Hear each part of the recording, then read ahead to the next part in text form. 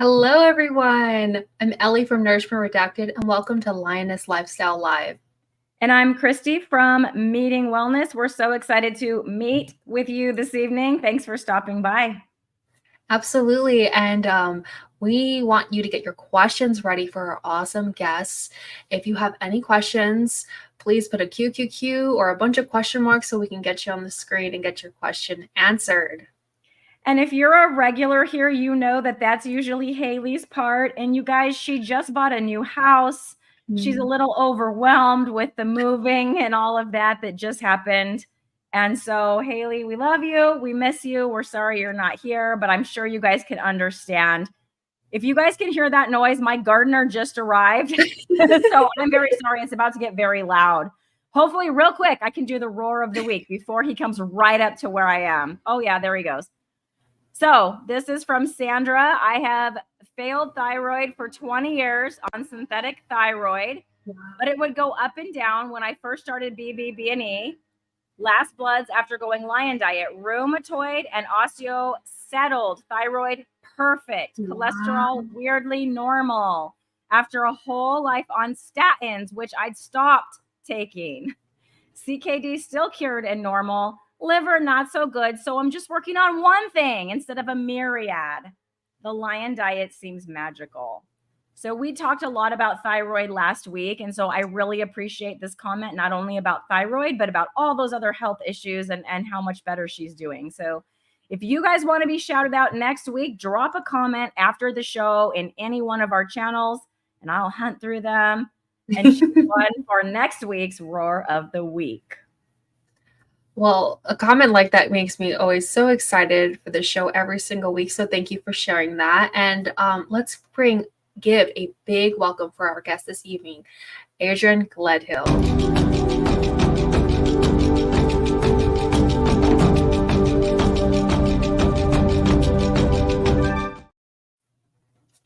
Hi, welcome to the show, Adrian.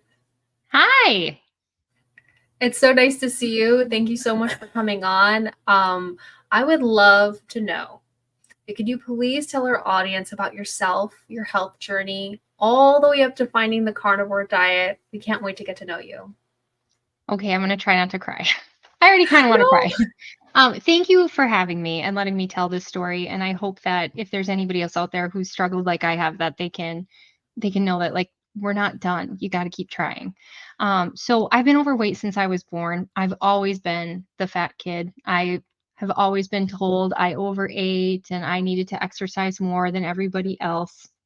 When I was in elementary school, I was heavily bullied for being the biggest kid. And that went on almost through middle school. And so my whole life, I've had this complex that I'm the fat one and I'm less than everybody else and I have something to prove. And there's something wrong with me and I'm not as good as other people. So it's always been in there.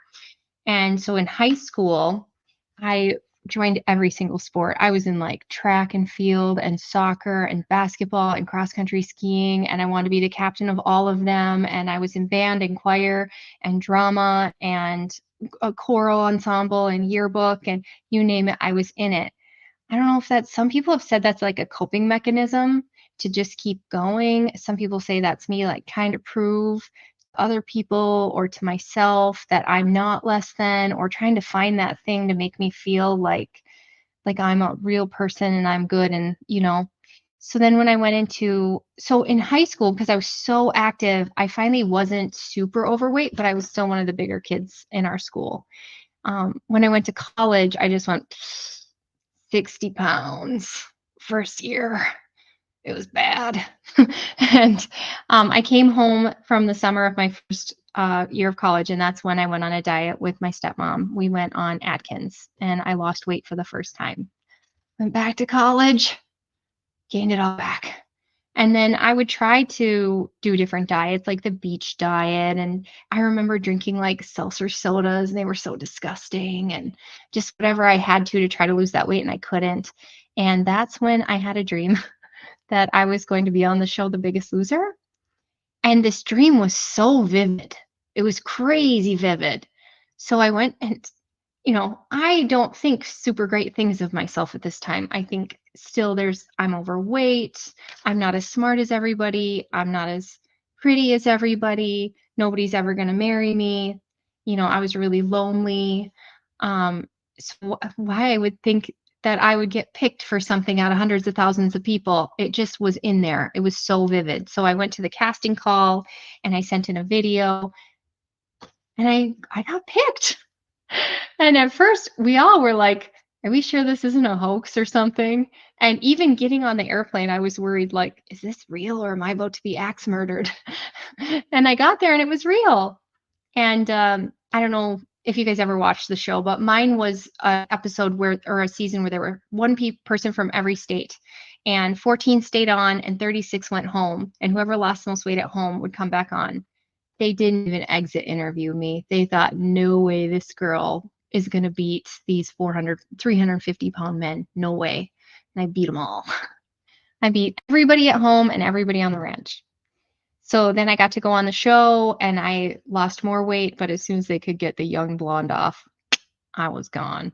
There was only one episode after I left. Then as soon as I went home, I did not.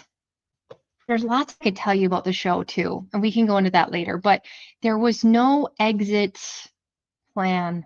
There was no go home and do this. There was no psychological help. It was just, okay, you're back in the world now. We'll see you at the finale in like 3 or 4 months. And I went home. I tried to stay strong, but I still was friends with normal college kids. And I went to the University of North Dakota, and the number one activity there is drinking. And I already started struggling the minute I left the ranch to not gain the weight back. And by the finale, I had gained weight. I think I'm probably I'm like the biggest loser of all the biggest losers because I couldn't even keep it together until the finale. After the finale, my body just went, and I had started at 227, and I don't know how long. It was very quickly. I was in the 260s, and I spent most of my 20s in the 260s. And then and I'm sure so many people can relate to this. You lose weight, you were so excited, you share it on social media. Maybe you become a health coach, you start selling products. I don't know, you're just really excited about this and you share it. And then the weight starts coming back on, and then you just feel shame, And I had done this on reality, national TV, and I just hid, and I just thought the worst, worse than the weight itself is the emotional weight of gaining that weight back and then feeling stuck. And I would continue to try the same things and they just weren't working anymore. Throughout this whole thing, I was running races. Throughout this whole thing, I was eating the lettuce and the kale and ordering the fat-free dressing and getting the almond milk and all the things, and it just wasn't working. So we struggled to get pregnant with number one, and then I had no milk, and I was told I just didn't try hard enough. Number two, she disappears. But I end up with preeclampsia, which they tell me is just a fluke. That just happens sometimes. And I got so big. I was 330 pounds when I stopped weighing myself. And my belly was past my knees. And I was so big and it hurt so bad to just exist. So once I gave birth, I was like, I have got to lose this weight. I can't do this anymore. And that's when I really started running and restricting. I was the mom pre-making the freezer meals for the crock pot in the freezer. I was measuring everything, Tupperware containers of my lettuce and chicken and salsa because, we got to be fat-free, low carb, doing all this stuff, and I got to about 220 and then I started going back up again. I'm like, no, not again. And so I reached out to the fellow. I had seen some Biggest Losers had started losing their weight and they kept it off, and I asked them, what's the secret? And they said bariatric surgery. And I'm like, well, they're keeping it off. So this is different. And I must be broken. I mean, since I was born, I pretty much decided I must be broken because that's what people were telling me, is that not that I was broken, but that there was something wrong with me. I was different. I was bad. I was, the fat one. And so I researched, and everything says this is going to keep your weight off the longest and it's the best. And I went and interviewed a surgeon and he's like, you're a great fit. And so I had gastric bypass. And craziest thing happened.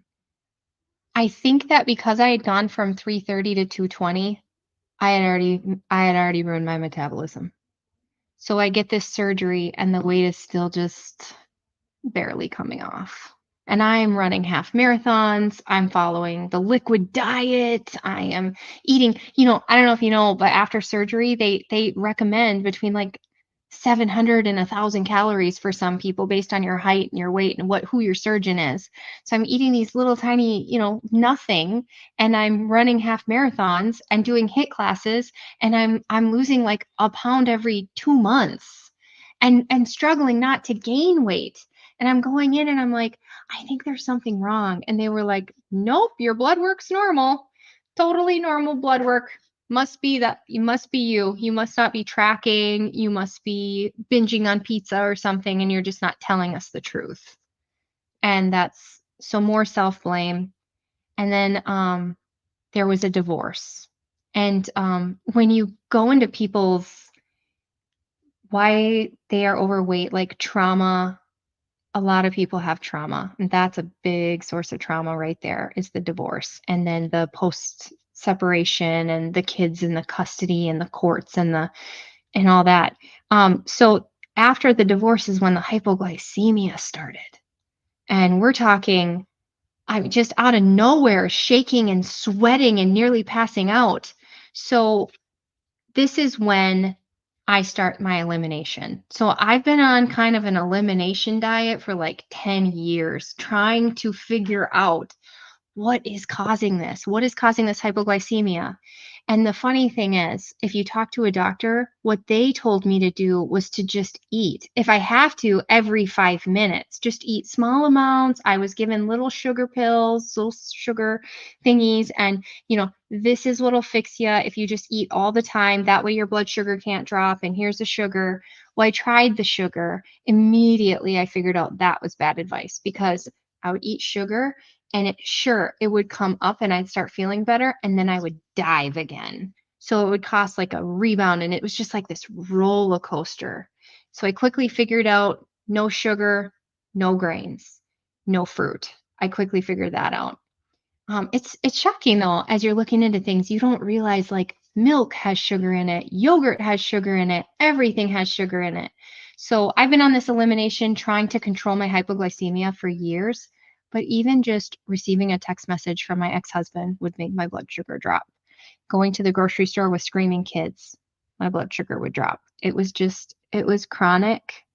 It was life debilitating. I didn't want to leave my home because it was too stressful to leave my home because my blood sugar could drop. It made it so that I couldn't really work out very well because in the middle of a workout at any given time, my blood sugar could drop. And when your blood sugar drops when you're in public, like you're stuck. It's scary and it's awful. And so that's been going on for years and years.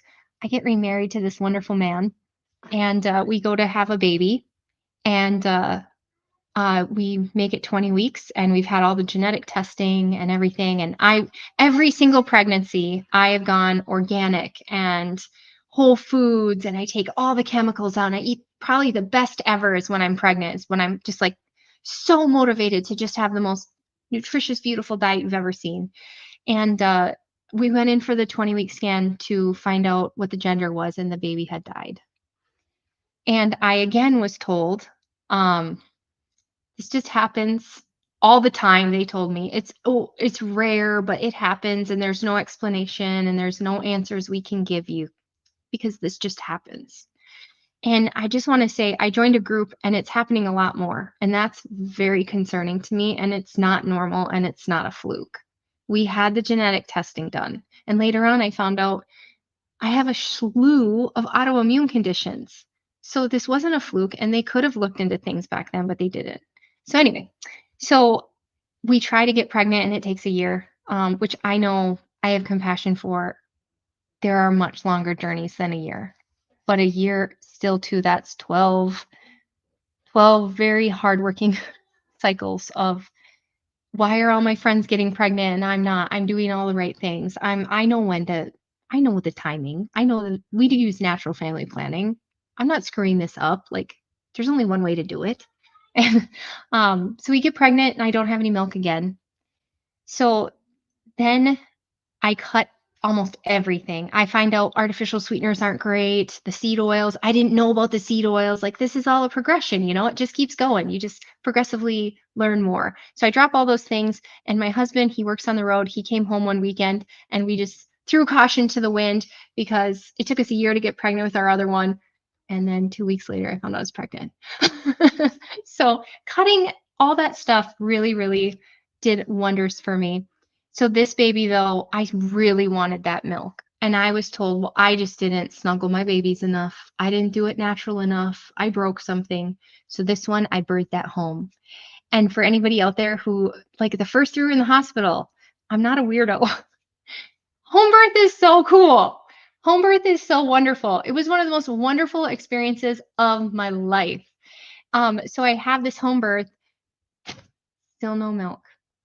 And we even, this time we stayed skin to skin for 6 weeks and we did all the things. I had all the supplements and no milk. And then also in this, at the end, I got the bad virus. And after the bad virus, I was never the same. So we're getting to it. I'm sorry. I'm almost to where I came in Carnivore. So after I give birth to number 4, that's when I'm just not the same. My brain fog is terrible. I'm having terror. Like, literally, I'm sitting in my chair holding my babies because I'm afraid they're going to die. And people are telling me, that's postpartum, that's postpartum. No, I've had postpartum. This was terror, and it only came in at night. It was very strange. And if I started driving, I would get terror while I'm driving. There were like incredible intrusive thoughts. And then I even sometimes, like, I remember being, I probably shouldn't say the building, but there's a building around here. And I was in the building and all of a sudden I started seeing black figures around me and they'd kind of come up behind me and spook me. So, like, I would call that hallucinating. So I'm like really, really struggling here. And that's when my dad said, because my dad had gone no grains, no sugar with Vinny. He said, hey, these people with autoimmune conditions. Oh, because we figured out I didn't have any milk. So finally, I went to a different practitioner. I got out of standard medicine, went to a functional medicine. She ran a spit test and a few other things. And she was like, you are not doing well. You are not doing well. You need to get someone needs to move in with you and help you until you get better because your adrenals are dead. The highest level of dead, that's where your adrenals are. Your thyroid is being attacked. You have really high antibodies. You have long haulers. You have all these different things. All your hormones are low. Your inflammation is high. You need rest. You need help. You are not well. And that's when my dad said, you should try the carnivore diet. And it took a little bit because I was told we need to eat all veggies and a little bit of meat. And so I was like, what? Because it can't be the veggies. That's like no carbs. And once I cut them, I haven't had any blood sugar issues since. Not one. I mean, now we're going on almost a year and a half of no hypoglycemia. None. So even the veggies were causing me that dip. They were just, I don't know if they're somewhat inflammatory and then that disrupts your hormones. And so no more blood sugar issues. My skin is cleared up. I immediately started, sorry. I immediately started feeling better and sleeping better, but then it kind of took a turn and came back. And that's when I started learning about chronic inflammatory response syndrome and found out that I'm not doing well because our house had a little bit of water damage. So I don't know where else to go from here, but my current challenge right now is, so I've been doing the carnivore diet for all this time and since January 2023, and I started out at 202 pounds and today I was 155. Whatever that math is, 47 pounds. And I've kept it off. and I feel great. I feel like this is so sustainable because you get to be full. You don't have to practice moderation. You don't have to practice being hungry. You don't have to meditate yourself out of telling yourself you don't need nutrition. It's so great. You get to be full. Instead of running now, I walk.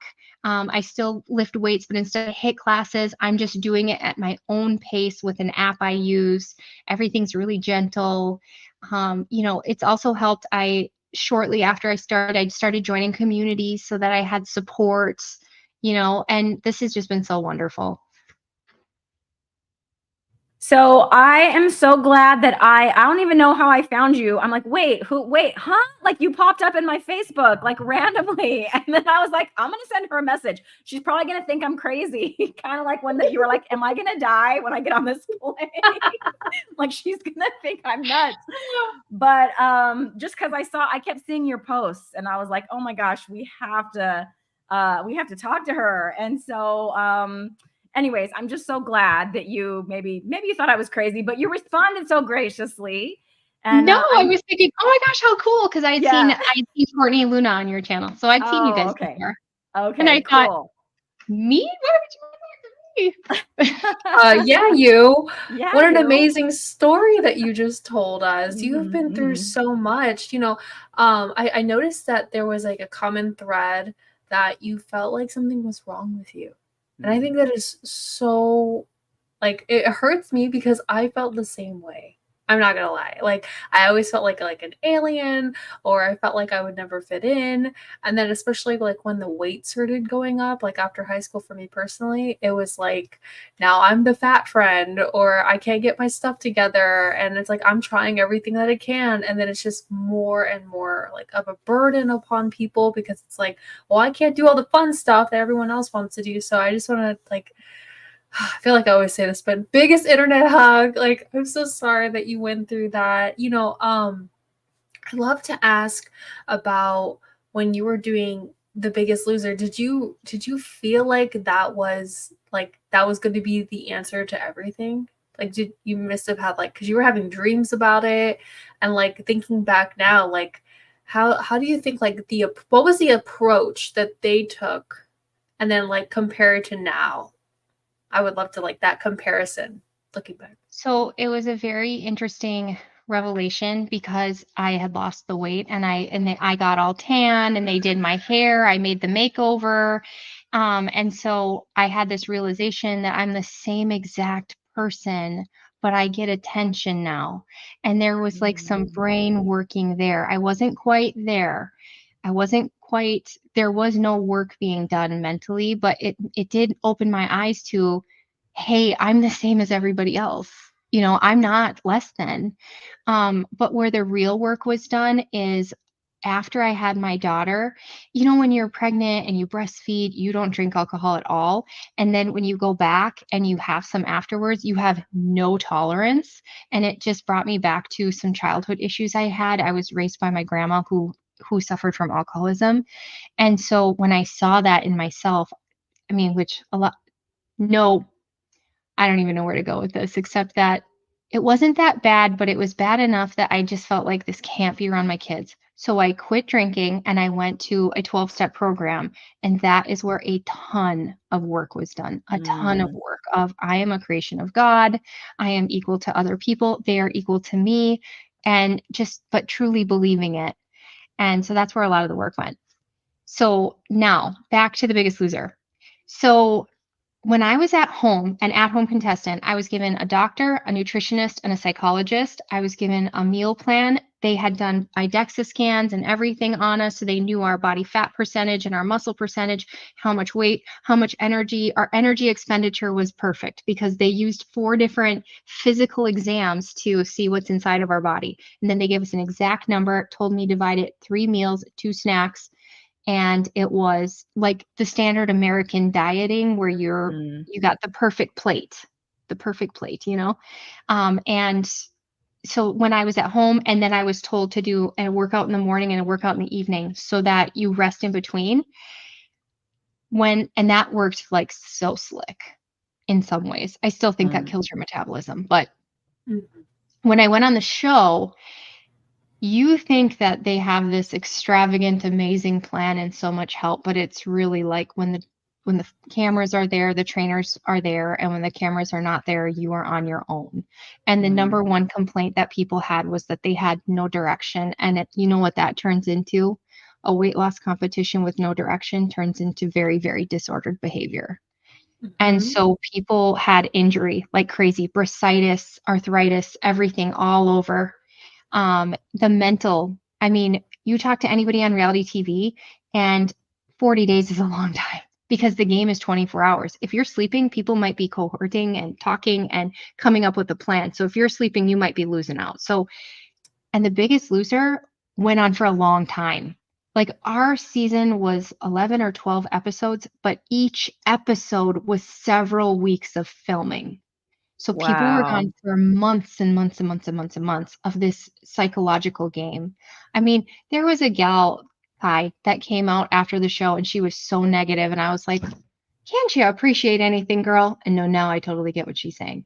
She was right. She was right. It's psychologically, it was very hard. You're away from your family, you're sequestered, you're not allowed to even watch the news.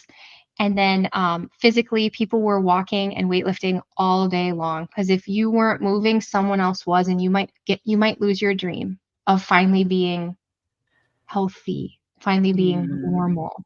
So I don't know if for anybody it was about the money. I think for just about everyone, it was about finally not being, the icky of society, the obese ones, it's finally not being that. So when I got there, there was not really any plan. They didn't have a psychologist. When I couldn't sleep and my legs were twitching, I wasn't allowed to talk to the doctor. They would send a message, but it was very delayed, and he had to be careful with what he said because the trainers were in charge. And so it's not what people think it is. Wow. Yeah. Yeah, I have to say back then I was one of those, like, I'm like pretty sure I watched your season because I was definitely a fan of the show, not really knowing, the behind the scenes, or that was before I knew anything about the proper human diet. I thought eat less, move more, all that stuff.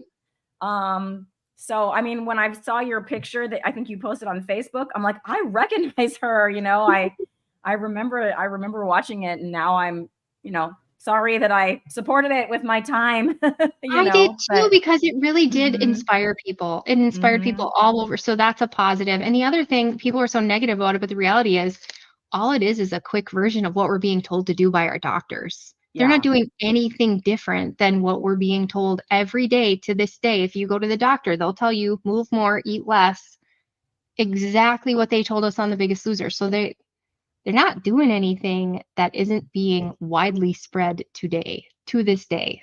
Right. Yeah. I don't know that I just saw something with Jillian talking about how the keto diet is, a joke and it's terrible, and then she pushes Cheerios. Right.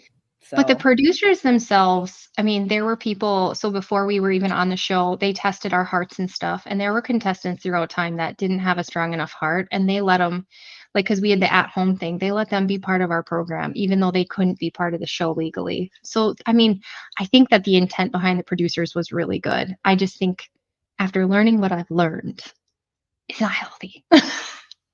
And also, to put it out there that you could lose 30 pounds in a week when really that was filmed over 3 weeks, 4 weeks, and someone played with their water. Yeah. That's not, it makes good TV, but it's not. People have this ideal in their head still to this day that, well, gosh, if they can do that on TV, then I can too. Right. Well, they called it a week on the show. They were like, this week and this week. Like, I didn't know that it was more than 1 week in real life. Right. So yeah, I learned that from you. I was like, wow, okay. Talk about false advertising. Yeah. And they did it because of the logistics behind the scenes. I mean, if they could have a camera crew there 24/7, they would have done that. But the scheduling and then the needing to have the space for the different challenges and all the logistics just don't align with that. Right. Well, I wanted to ask you a little bit about gaining your weight back, because although maybe my situation personally wasn't as extreme as yours, I definitely did that. Mine was like up 20, down 20, up 20, down 20. Looking back in hindsight, I think I wrecked my metabolism by just constantly keeping my calories so low in between like binging, but what would you say was the reason for, for gaining your weight back, that way? With The Biggest Loser, it was because we burned ourselves out. I mean, it was so extreme. How could that not burn your hormones out? And they've actually done studies on after some of the different seasons and proven that the metabolism was destroyed during the process of this extreme weight loss, because it still was full-time job and it still was very good results.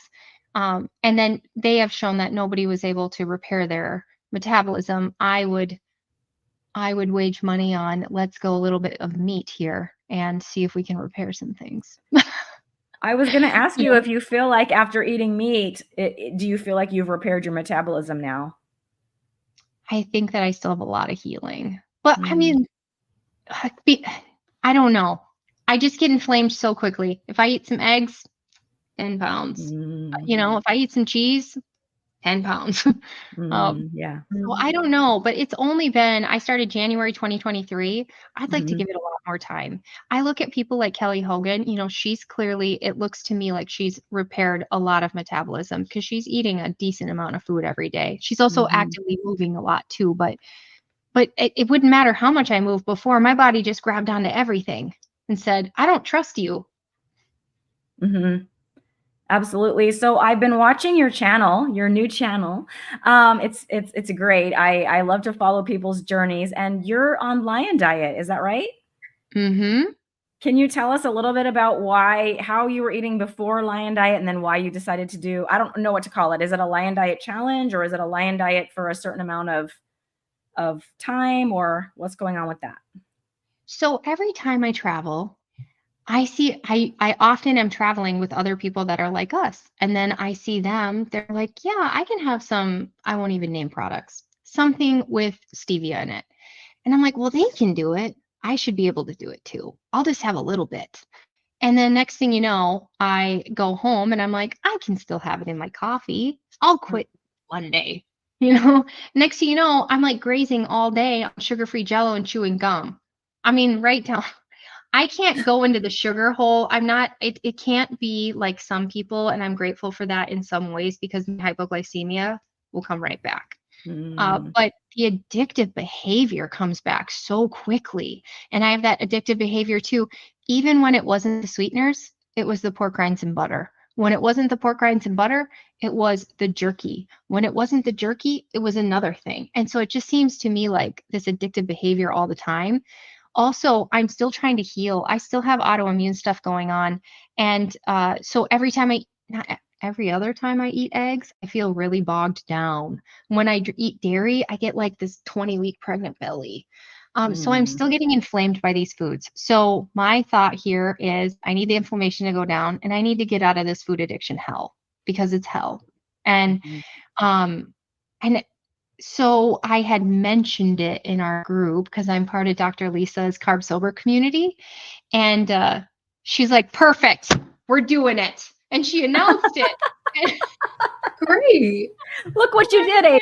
Look what you did. I guess we're doing it for real this time. And then I had said I would do it. I turned 40 on March 14th. And so I said, March 15th through Hack Your Health, let's do this thing. In my mind, that was like a month. Now I've looked at 75 days. But here's the thing. Okay, so I never thought, so I meant, I've always known Lion was there, but I was like, you know what? I just don't think that's for me. And I'm okay with that. That just doesn't sound like my thing. So I'm okay with that. Other people can try it, go for it. It's not my thing. But she said, let's do it. And so I gave it a try. And I was like trying to search videos, and all the videos were like, this is so awful. I can't do this 1 minute longer. This is so awful. So I was thinking, I don't know how long I'm going to last, but I'll try. And it's been wonderful. Like within 3 days, I lost 7 pounds of inflammation. Do you know how good that feels? Yeah. That feels amazing. I weighed myself this morning. Another 3 pounds is gone. I don't know what's up with that. It's only been 12 days. I don't know if that's more inflammation, a deeper level of inflammation, or if I'm actually starting to lose some fat. I don't know, but I'm feeling good. And then the best part, I'm full constantly. So that grazing thing that I do all the time, squashed. And then Great. it's so wonderful. So the grazing is squashed, the inflammation is down, and I get to be full. And it's so easy too. Like more time is added to my life because I'm not thinking about egg pancakes because I love egg pancakes. You know? Yeah, I got to make those for my kids. So I'm still stuck making the crepes and that kind of stuff for because he started eating this way with me and he's 15 and metabolically healthy and I'm not going to take those away from him. But it is tempting, but I try not to eat them. I really try to, I'm not lying, but I'm probably BBB&E most of the time, you know? And, but yeah, it's like I still got to make those for him and smell them and look at them. I'm still cooking bacon and eggs in those pancakes for my kids too. Yeah, see, so you hear me. Yeah, it's hard, but when you're full all the time, I can see how that would make it easier. And then we're doing it as a group. And then honestly, I encourage everybody to share because someone will see it and be inspired. Somebody, even if it's just one person, or even if one person thinks to themselves, well, that's interesting. And then the seed grows. And so sharing it has been a level of accountability that's really been helpful to hear other people say, wow, you're glowing. I want to do that too. And that healing and that comfort could happen for other people. So that's where I'm at. I definitely do want to stick it out till Hack Your Health, maybe even longer. At this point, if I could add 2 things, it would just be sardines and salmon because those are very sober food for me. Okay. Well, that's fantastic. You know, I think that a lot of us, we kind of stumble our way into carnivore and then we don't realize that there's this big community behind us, that there's so many people in the world that are experiencing the exact same things that we are. So I'm so glad that, you know, you're encouraging others to join a group. Like even if you don't join a group, like make a YouTube channel or make an Instagram account and just share like, this is my breakfast, this is my lunch, this is my dinner. And then you're going to find people that are going to want to ask you questions and engage with you. And so, that's a great question. Why don't you ask that? I didn't mean to interrupt you. I was just going to pop that up. So she said, Hack Your Health. Are you going to Hack Your Health? Oh yeah. Yay. Are you guys going too? I will be there. Awesome. I can't wait to see ya. Have you been before? Same. No, this is my first one. And I'm bringing my mom with me. My mom. I met everybody. I met Sally Norton. Cool. I met all of the people. And they're all just normal people. And they're like, hey, it's so nice to meet you.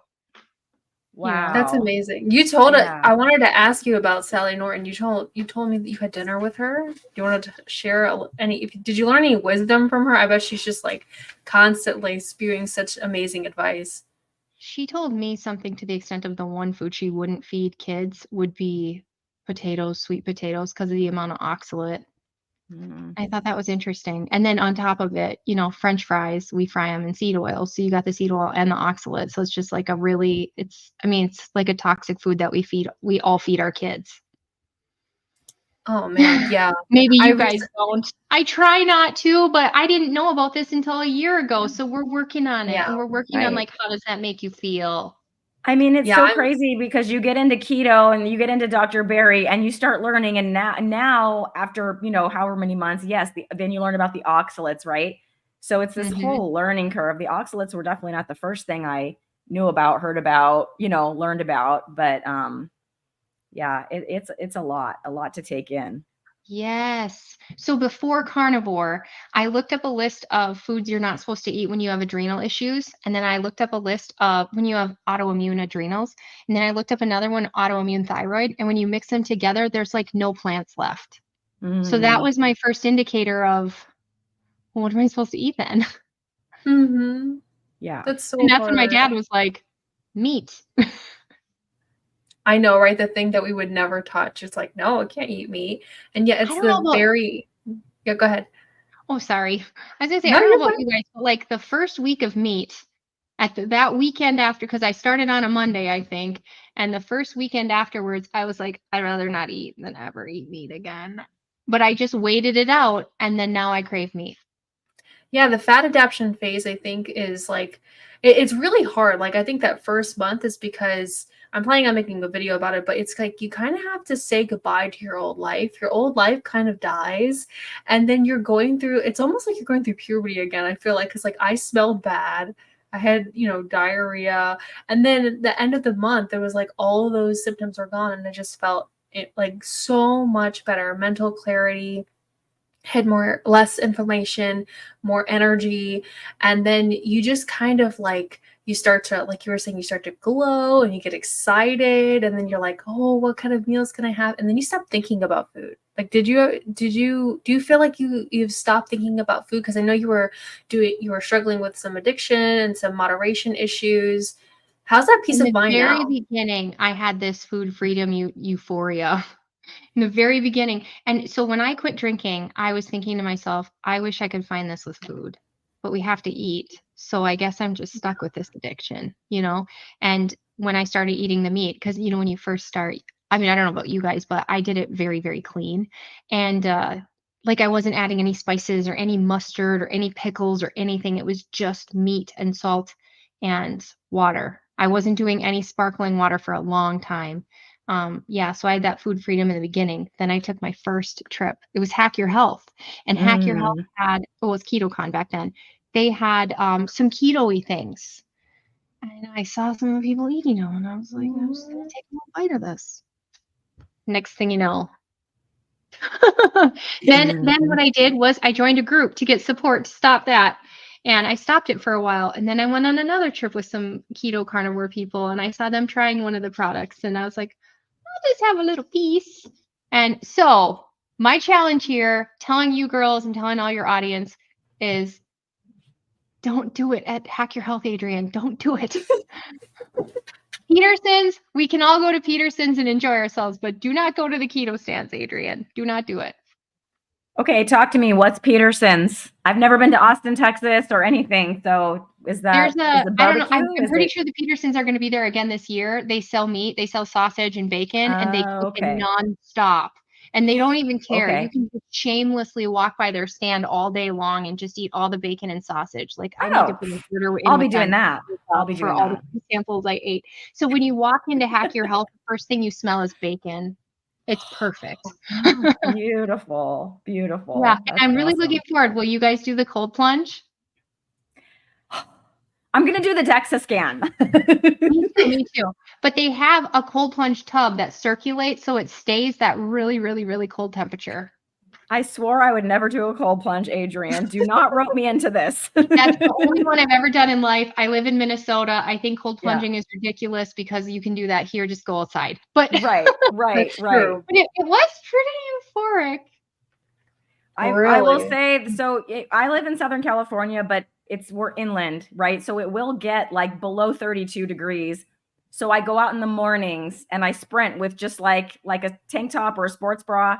And so I'm like, I feel like that is close enough. And that's as close as I'm going to get. Yeah, I think it's just about engaging your system. Yeah, absolutely. Yeah. So I'm like, maybe I'm getting it. Maybe I'm not. I don't know. But I'm not. I don't think I'm going in that water. We had a couple questions here. So this is Sandra. One Hope for All is Sandra. She's asking, Adrian, have you tried just the egg yolks? I think she means like when eating the eggs. Have you tried that? I did. And actually, before I went carnivore, fun fact, I had a quail farm with 600 quail, and I had 20 rabbits. And so I was eating the quail eggs, and even the quail eggs were bothering me. And those have properties in them that are anti-inflammatory, but even those bothered me. Yeah, and I even bought pasture-raised eggs, and even the pasture-raised egg yolks bother me. I'm just when you're chronically inflamed, you're just the most sensitive. So I do believe in healing, though. I 100%. I don't know if it's Lion that's going to heal me or all the other work or just the time of not eating all that other stuff. I believe in healing, and I believe one day I'm going to be able to eat those eggs again. I love them. Yeah, they're so good. I hope so. It's a staple food. It's always been a staple throughout the whole time, so I can't imagine my life without eggs. Yeah. And then Bruce is asking, just curious, Adrian, do you consider it food addiction or carb addiction? I've been hearing a lot of people talk about the distinction between those things lately. I think it's just Lisa calls it not sober behavior. It's just not, because I get addicted to pork rinds. But the addiction to the processed foods and the carbs is so much stronger. So strong. But I feel like I can have non-sober behavior with a lot of foods. The only food I don't have non-sober behavior is hamburger. Because I mean, who would sit and snack on hamburger? Even if you salted it to the end. No. Right. Okay, Ellie, I have to do this. Simpson got her first picanha. Picanha is my favorite, Adrian. So Simpson got her first picanha and she's saying, how do you cook your picanha? So I'm sorry for everyone who's heard me say it, but I'm going to say it again for Simpson. So what I do is sometimes I use butter and sometimes not, but I always use the Redmond smoked salt, the hickory salt. And I don't measure. So I just pour that on and kind of rub it all over. And then if I'm going to use butter, I just soften it and kind of rub that all over as well. I mean, like copious amounts, like it looks yellow. Okay. If I do the butter, but I don't always do that anymore. And then I put it in like a Pyrex dish and I put it in the oven at 500 degrees and it's 5 minutes per pound. So if it's like 2 pounds picanha, then it's 10 minutes at 500 degrees. Then you turn that oven off and you don't open the door. You just let it ride and it sits in there. I'm finding between an hour and a half to an hour and 45 minutes is like the sweet spot, but you kind of have to practice in your oven. And also depending on how you like it. Like I'm liking my meat more toward rare these days. So what happens is the 500-degree blast gives like this crust all around the outside, which is delicious. And then the inside is like consistently just pink, whether it's rare or mid-rare, it's just consistent all the way through. So, and it's easy. It just takes a little time, but it is easy. So I make one like every weekend. I'll make it like on Saturday. And then it used to last me for like 3 days. If it was like, 2.5, 3 pounds of picanha, but now my son eats it too. So yeah, I don't always get a lot, but I make one every Saturday. It's delicious. So give that a try, Simpson, or anyone else who's interested. Picanha is delicious and it's not expensive. So even not on sale, it's like $8.74 a pound. Just regular price all the time, so for me, I can afford that if the ribeyes don't go on sale. Thank you for starting that one, Ellie. So Nia wants to know, how is your sleep? Have you ever had trouble sleeping on this way of eating? I'm autoimmune too and find that sleep is so important. Is that for me?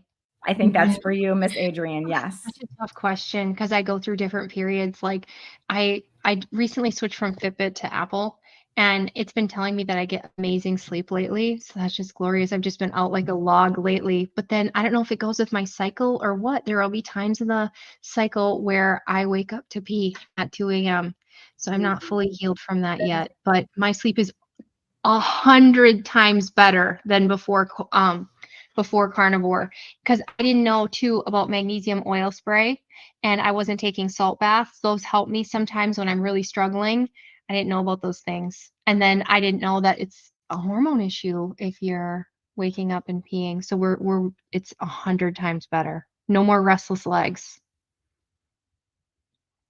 That's great. Thanks for sharing. I think that I've noticed, I just wanted to say real quick, I noticed that when I am like really stressed, I think it's linked to stress for me personally. Like if I'm really stressed out, I'll find that I'll have like those like racing thoughts and I'll wake up in the middle of the night.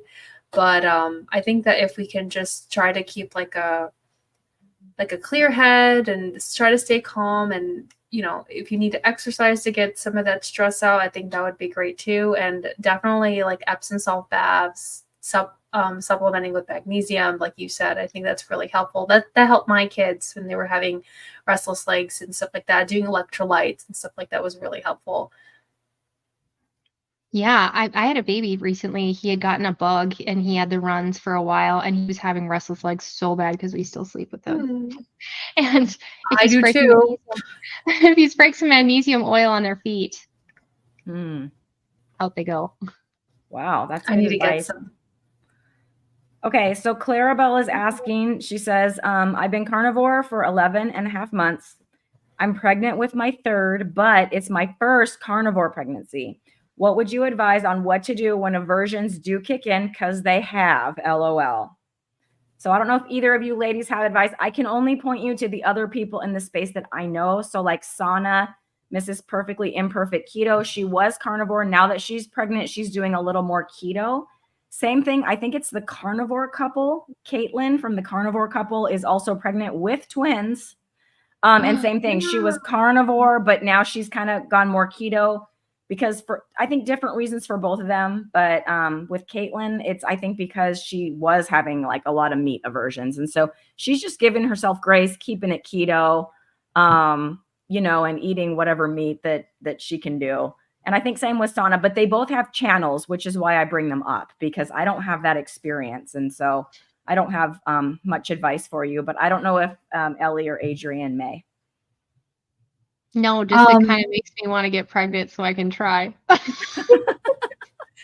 The only experience, I know, right? It's like I get the baby fever too. But I started watching my friend's baby, so now I'm like, okay, I have him. I feel good. But so when I first started doing keto, that's how I got pregnant in the first place. And I remember that like first month and having a lot of meat aversions. And I was like, if I have to look at another chicken thigh and goat cheese again, I'm going to throw it across the room. You know, it was just like, I couldn't do it. And I think that, like Cristie was saying, just give yourself some grace. Unfortunately, my doctor did not, and find a support system, because unfortunately my doctor told me to stop doing keto because I would harm my baby. And so that kind of, you know, took away any momentum, and all the information that I had learned about being healthier and all the progress that I had made just was like thrown out the window. So I think you just take it day by day and eat what you can, and know that you're doing the best you can for your child. And that's really powerful to know that they don't have to grow up to be sick. Can I say one more thing? Yeah. When you get through your aversions, get right back. One of the tickers that was like, I mostly was eating vegetables and a little bit of meat. And one of my mind changes was working with the midwife. She said, no, Adrian, because I said, I have a history of preeclampsia. I have a history of loss. I have a history of anemia. What should we do? And she's like, I need you to eat more salt. And I need you to eat all the red meat you can, and all the butter you can, and all the eggs you can. She was like, eat a dozen a day. So she was one of the first people that was like, what? And she said, it makes good blood. Wow. Okay. And there's a thing out there. I think it was put out by the fruit doctor. You know, Dr. Saladino. He put one out, a little tiny snippet docuseries showing the placenta of a woman who ate red meat and a placenta of, I don't know if it was a vegan or just a normal standard person, but they had wildly different color. Wow. Yes. One was like very deep and red and like almost like vibrant with life. Beautiful, honestly. And then the other, I think it was like a vegan person, and it just was like gray. Calcified. Like, yeah, yeah, exactly. That was wow. gnarly. I didn't see it. Now I'm gonna have to go look for that. Now I'm curious. It's so definitely speaks volumes. Yeah. Adrian, I have another question for you. So you had the gastric bypass surgery, and I know that shrinks a person's stomach like way down. So how is that for you eating? I know a lot of carnivores do like OMAD or 2MAD or even 3, but are you able to do that? Or do you feel better like eating more smaller meals throughout the day just because your stomach size has been reduced? Or how does that work for you? OMAD will never be a thing for me. But that's okay, because I think most of us lack the stomach acid to do that. But that's just my opinion. Maybe that's a female thing too. That might be different for a man. I could totally see a man, you know, eating a whole Hawkeye or tomahawk. You can eat a whole tomahawk? That's awesome. Okay, I cannot. But I can say, when I first started this, and I was 10 years past my surgery, I was struggling with eggs and ground beef. I was struggling with meat, which is why I also ate more plants, because meat hurt my stomach. So I was like, how on earth am I going to switch to only eating meat? I can barely eat it, and I'm keeled over on my side. And the stomach fluids just got better. I mean, today I ate 9 ounces of picanha. I cooked it for the first time yesterday. Yay! Put it up, Ellie. We have a picanha banner because picanha. Yes. It was so good. And what I did was See? slice So it good. Okay. and then air fry it. I Oh, sliced okay. it and air fried it. It was amazing. So I had 9 ounces. I mean, and when I began, anything over 2 was really tough. So your stomach acid and your stomach juices grow as you keep eating the meat. That's fantastic. And I know people slice the picanha, but it's like the way I make it is so good. I'm scared to do it because I'm like, but why would I change? But why would I change? Now that I found where I get it, there's one Walmart that has it and the other one doesn't. So I'm going to go to the one that does. And Yeah, now I'll try yours. Absolutely. That sounds amazing. Give it a shot. It's super good. And like I said, you can just do the salt because I know you're Lion. Like to me, it's like just as good, I think. I'm like, And I'll rub it in tallow instead of butter. Yeah, you could rub it in tallow. There you go. You could do that. Absolutely. So now I lost it because here we go. So Gail is wanting to know, have you taken the VCS test to see if you might have SIRS? I think you mentioned SIRS. You mentioned chronic inflammatory response syndrome. Have you taken that test? Yes. And I also did my testing through Judy Cho and I had the whole gamut. And then the thing is, anybody out there who's struggling with this, my family didn't believe me, especially my husband. And that was really, really hard on our marriage for me to tell you, we have to leave this house because I can't drive. We have to leave this house because I'm having terror. The minute I left the house, the terror was gone. It absolutely was. The water damage, and we didn't even have that much water damage. And so it's taken time for my husband to get, it's overwhelming to say we have to move, we have to renovate this house. So we have to pay for 2 different livings and renovate, and all my medical bills are out of pocket too. So just this Friday, I'm going to go get a neuroquant for the first time to see what's going on up here. And then getting some more blood tests on Monday. So yeah, lots of testing. I definitely have it. Okay, sorry, I was responding to a question about the picanha and where to find it in Walmart. You can also find it at Costco. Say that again, Adrian.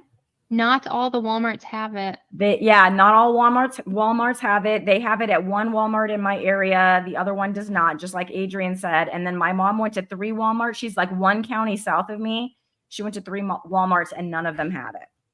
So it's kind of like, it's iffy, but you might be able to search online, to see like what they have in stock, put in a particular zip code and see that way before you drive all the way over there. Oh, no worries, Bruce. I'm always distracted. It's fine. I was just going to say that I get it from Costco. So if you have a Costco membership, really? There. Yeah. I'll go check that That's out. Awesome. Yeah, I have to look there. I know Anita, ketogenic woman, said that she gets her, but I know she's Canada, but like she said, she gets hers from Costco sometimes too. Although sometimes they trim all the fat off, and I'm like, well, that's the best part, and so that's not even picanha anymore. Mine. So good, and I was so shocked how good the meat tastes. The meat has so much flavor. Yes, it's really good. Well, speaking of meat, we're gonna spin a meaty wheel. And so we have a wheel to spin, and I'm gonna share that with you. And Adrian, I hope you're ready for the question. I don't know if my brain fog can handle this, but I'll try. You'll be fine. All right, here is our Lioness Lifestyle Live meaty wheel, and we're gonna hunt down a meaty question for Adrian.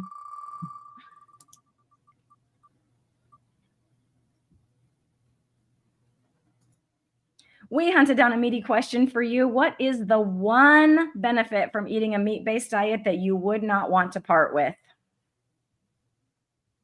What is the one benefit that I would not want to part with? Being full. Final answer. Win. Because without being full, you're just in, fight or flight mode constantly. Yeah.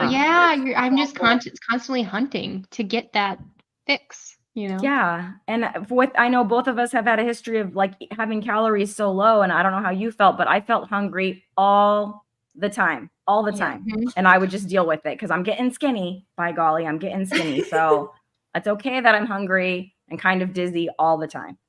So it's a blessing to be full.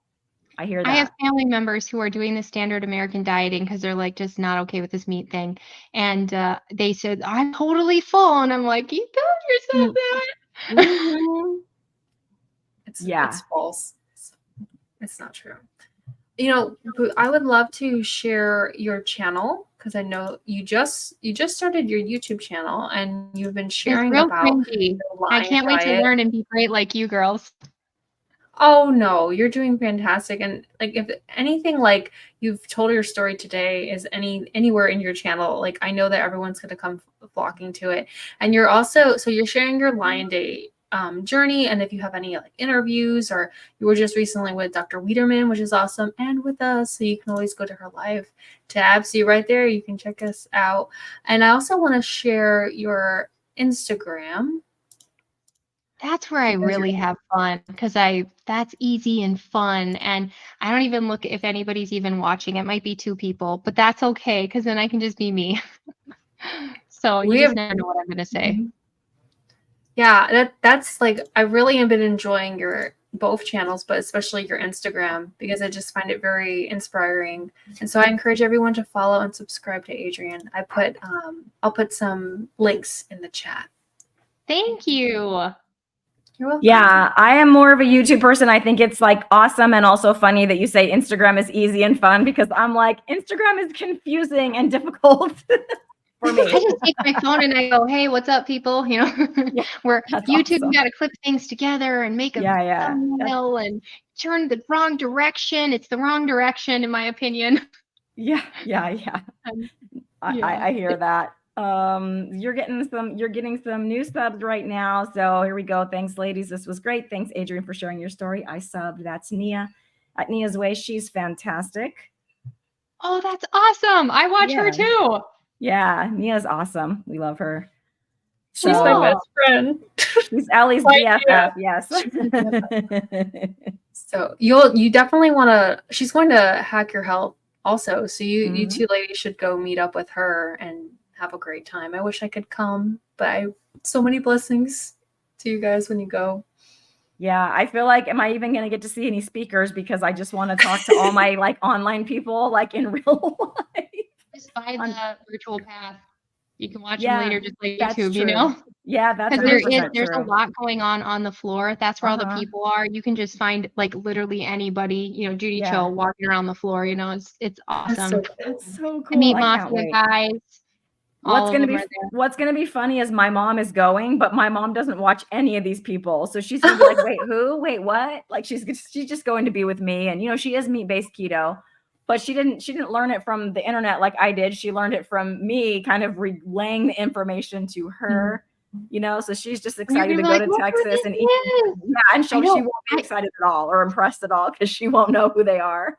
Just have her take her pictures. And they were like, oh my gosh, there's Joe and Rachel. And I was like, who? Joe and Rachel?